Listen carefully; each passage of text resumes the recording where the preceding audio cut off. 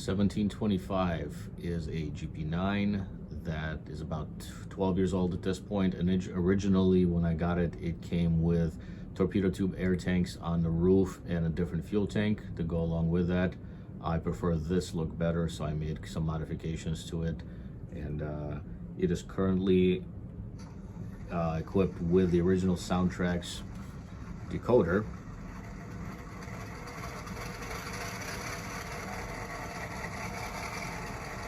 The only changes I've made to it is I have wired in a KA3 Keep Alive, and also it's got a TDS supersonic speaker.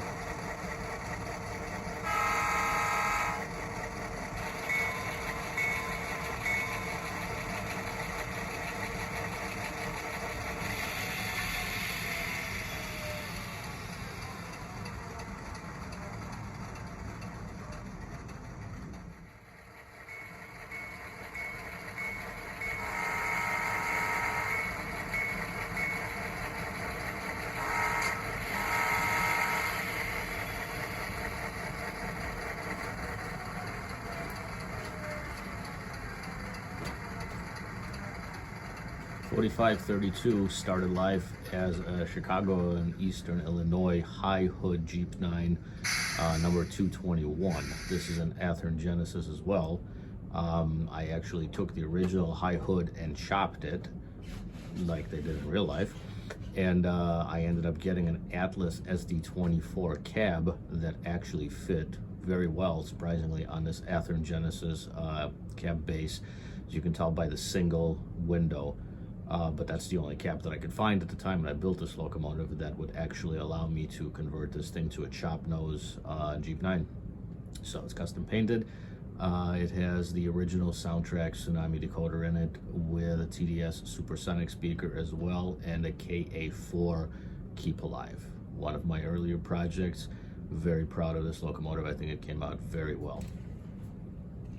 1569 is actually a Proto2000 GP18 from about 10 or so years ago. It is a silent unit powered by a Cat 24 TCS decoder.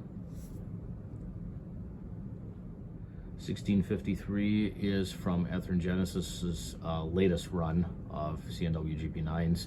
It is very heavily weathered to represent many years and decades of service. It is powered by a EU621 TCS decoder on a stock Genesis motherboard. No Keep Alive in this unit right now. I've been kind of testing it, and it actually seems to be working pretty well without a Keep Alive, but not 100% concluded with that testing yet. So this unit is heavily faded and weathered. One of my most recent jobs. Very pleased with the way that this unit came out. 1779 is a Proto2000 GP18 that is highly modified. The P2K GP18 for C&NW was not at all prototypical to the C&NW. It was just a generic phase 2 car body with 48-inch fans and the wrong fuel tank. Just a generic GP18, not C&NW specific at all. So I had to redo the fans on it and redo the fuel tank, add a number of details to it. It's lightly weathered. This is another one of my B units right now. There is no drivetrain in it, no decoder. It just looks great in a consist. 4308 is an Athearn Genesis GP9 from one of their prior later runs. It is an old M&STL unit, and it is equipped with a TCS Soundset 4 decoder with Keep Alive.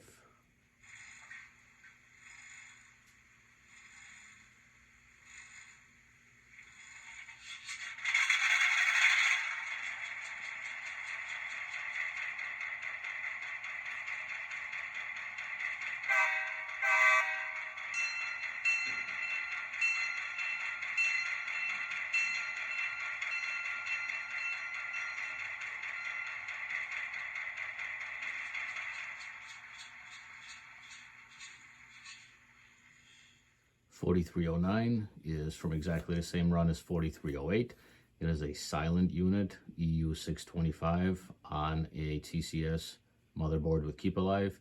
much lighter weathered. You can see the differences that weathering can make between 4308 and 4309. 4325 is an Athearn Genesis Jeep 9 factory chop nose. Love this paint scheme, and it is equipped with a 621 TCS on a TCS motherboard, silent decoder. Very, very much enjoy this particular paint scheme for the C&W.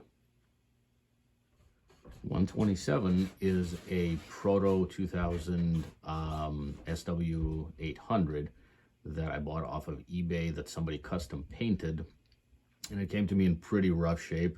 I had to touch up quite a bit of paint on it because the paint was just peeling off the locomotive, and then it sat on my shelf for probably about 3 or 4 years until I finally decided, you know what, I'm going to make a project out of this thing, and I went ahead and finished the paint work on it. Super detailed it. It is another one of my B units, whereas it doesn't have a drivetrain in it or a decoder, but it looks fantastic in a consist or just sitting on a siding.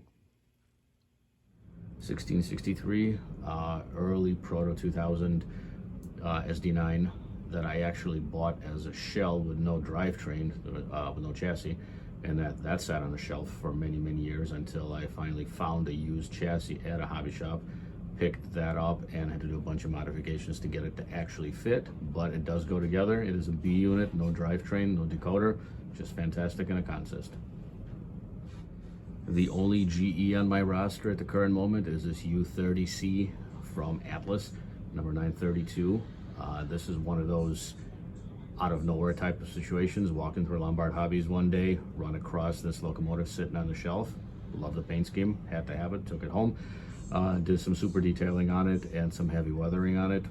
And then same time, the Northwestern Lines, the C&NW publication, had a U30C on the front cover, and I got a lot of super detailing ideas from that particular picture, so those two really came together, such as the C&NW nose bell on the steps right there. That's something I wasn't aware of, so but that magazine definitely helped me get this thing all super detailed. 5023 is the official locomotive for the business train. This is a Proto2000 unit that I've done some customizing on. It's actually the only unit I've got on the layout that's got a low sound decoder, no keep alive, because apparently those decoders just don't need it. They just work fine without it. And it's got a low sound round 1-inch speaker, which makes quite a bit of nice noise.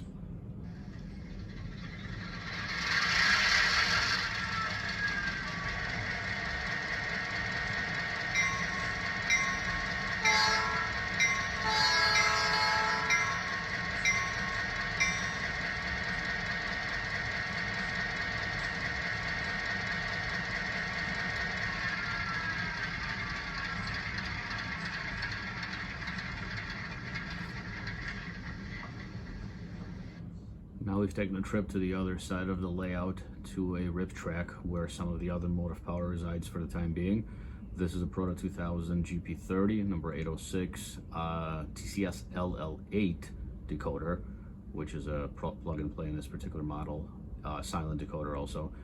This unit is not weathered yet, just kind of sitting here waiting for its weathering assignment.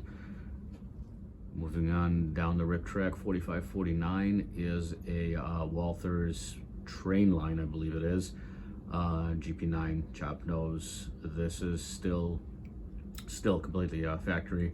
It's got the essential sound unit, which is a low sound unit, and it's actually a very nice sounding decoder, kind of surprising for being one of the economy sound decoders. Very good looking locomotive. I think they did a really nice job with the paint scheme on these units.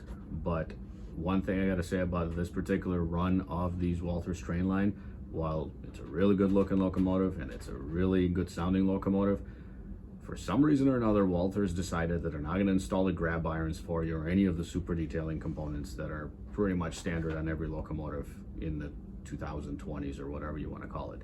So I'm not sure what the hell they're thinking with it was. So this locomotive is waiting for me to install grab irons on it, so that I can finish the super detailing on it and weather it. So I feel like this is an Athearn blue box from the early 1990s where it doesn't have grab irons in it. Outside of that, terrific locomotive. Can't wait to weather this thing up. Moving further on down the track, we've got an F7, number 402. This is another Walters train line unit from the same general run as 4549. It is also essential sound unit equipped. Great sounding locomotive, great running locomotive. Still no grab irons installed. Once again, Walters. Not sure what the hell we're thinking there, guys. 411 B unit that came with 402, also sound equipped. Once again, great looking, great sounding locomotive with no grab irons. 4541 is from the same class as 4549. Also everything that I've already mentioned 3 times now. I feel like I'm beating a dead horse here. No grab irons, but great sounding locomotive, great looking locomotive. So this whole rip track right here is basically just a bunch of power that's waiting for me to super detail it and weather it. I feel like they're good units.